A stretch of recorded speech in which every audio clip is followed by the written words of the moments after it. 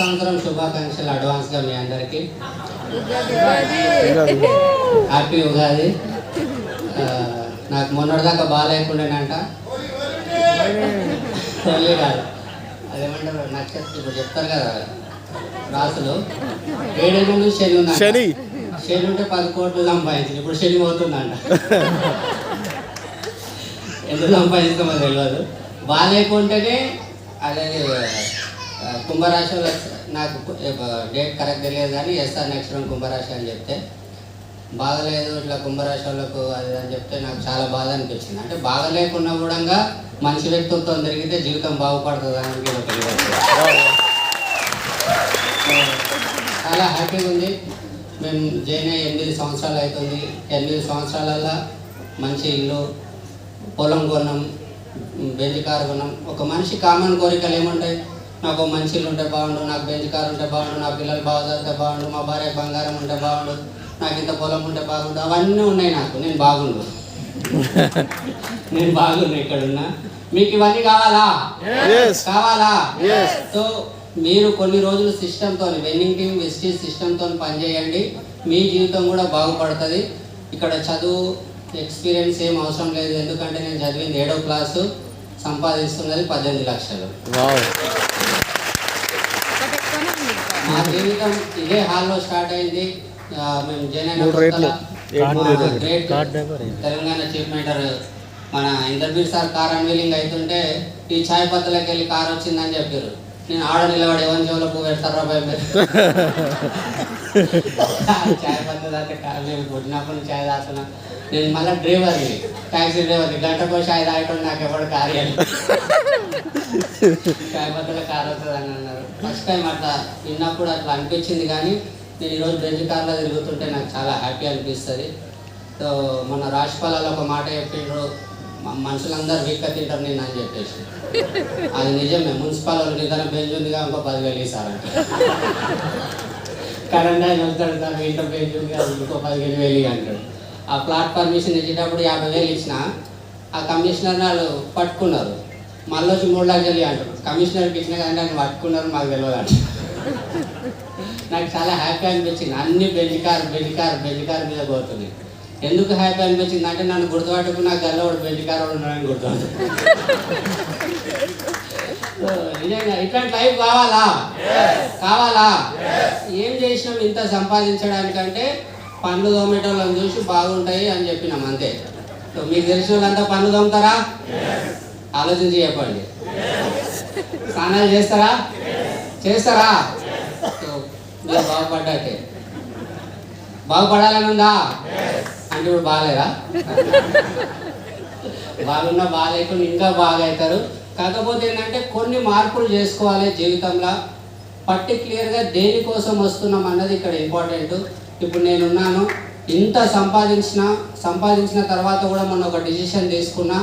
2030 కంతా వెస్టీజ్లో ఒక వ్యక్తి ₹1,00,00,000 పైన సంపాదిస్తున్నాడు. దాని తర్వాత మన great chief minister SP Balan sir 78 లక్షలు ఎంత సంపాదిస్తుందో తెలియదు కానీ సెకండ్ హైయెస్ట్ అచీవర్ అంటారు.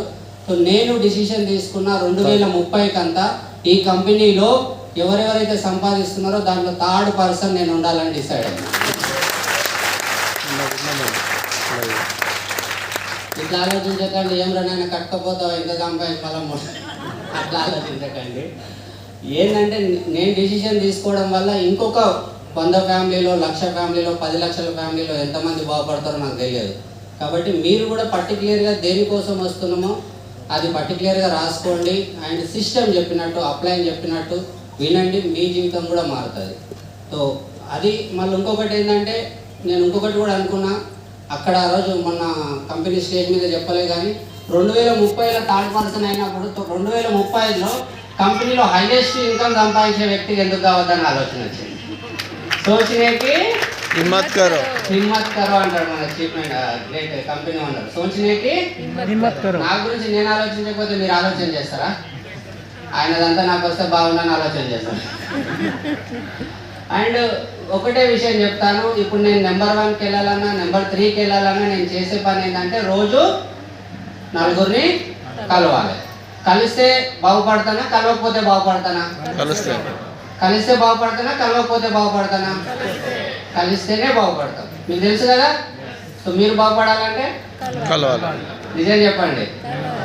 మళ్ళీ ఆయన తిరిగితే నువ్వు ఇంత చదువుకొని ఇది చేస్తున్నావు అన్న అంటే, నువ్వు పనిలేక బయటకు వెళ్ళావు, పిల్లల్ని వదిలేసి చిన్న పిల్లల్ని వదిలేకంటే, ఇవన్నీ మిమ్మల్ని కూడా అంటారు, నన్ను కూడా అంటారు.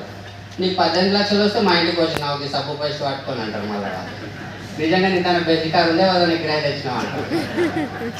ఇవన్నీ నాకు వస్తే మీకు వస్తుంది. మనుషులని మీరు సీరియస్గా తీసుకోకండి, లైట్ తీసుకోండి. సీరియస్గా తీసుకుంటే మనం ఆగిపోతాం. మనుషులకు మనం వాళ్ళతో పరిచయం పెంచుకుంటూ నిజంగా చేద్దామన్నట్లా చెప్పుకుంటూ పోతే మాలాగా బాగుపడవచ్చు. Simple business. ఓకేనా? అందరికీ all the best. Next women empowerment programme ఉంది 23 రోజు మన శంషాబాద్లో. ఆల్రెడీ టికెట్స్ అయిపోతే హాల్ చేంజ్ చేయడం జరిగింది. మీకు టికెట్ దొరకడం అదృష్టం. ఒక లేడీస్కి చాలామంది ఇక్కడ ఉన్నారు, వంటింటి అని అంటారు కదా, వంటింటి కుందేలు సంథింగ్ ఏదో అంటారు. సో మీకు పుట్టినప్పటి నుంచి చాలా కష్టపడతారు చనిపోయేదాకా, మీకు ఎక్కడ రికగ్నేషన్ ఉండదు. కానీ ఒక్కసారి ఆ ఉమెన్ ఎంపవర్మెంట్కి రండి. ఒక అమ్మాయికి మహారాణి లాగా ఎట్లా తయారు చేస్తారో ఒకసారి చూడండి. అది కూడా కొన్ని వేల మందిలో మీకు ఇట్లా కిరీటం పెట్టి అదేదో వేస్తారు, దాన్ని ఏమంటారు, మిస్ ఇండియాకి వేస్తారు కదా, అది వేస్తారు. నాకైతే ఒక ఫస్ట్ టైం నేను వెళ్ళినప్పుడు మా భార్య నేను కొట్లాడితే సలీం సార్ ఫోన్ చేసిండు, ఉమెన్ ఎంపవర్మెంట్ అవుతుంది రాకాక అని చెప్పేసి. ఈమెను రాండి, నేను రానుకో అనేది. అట్లా అయ్యప్ప అని చెప్పి తీసుకొని వచ్చిన మూతి అక్కడ వరకు ఇక్కడ పెట్టుకొని వచ్చింది. తీరా రికగ్నేషన్ అయినాక పోయేటప్పుడు అడుగుతుంది బిర్యానీ తింటావా అని చెప్పేసి. నిజంగా మా భార్యకి నేను అప్పుడు డ్రైవర్గానే ఉన్నప్పుడు ₹1,00,000 ఎంత ఇన్కమ్ వస్తుంది వెస్టీజ్ ద్వారా.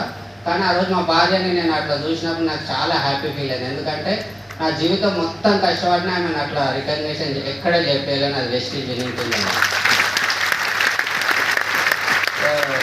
ఇక్కడ మీ భార్యను ఎవరైతే మహారాణి లాగా చూద్దాం అనుకొని ఈ రోజులు కవర్ చేసిండ్రో, కవరింగ్ అవసరం లేదు, అక్కడ రండి, అక్కడ రికగ్నైజ్ చేస్తారు. ఓకేనా? సో కలుద్దాం ఉమెన్ ఎంపవర్మెంట్ దగ్గర. Thank you. Back to next video.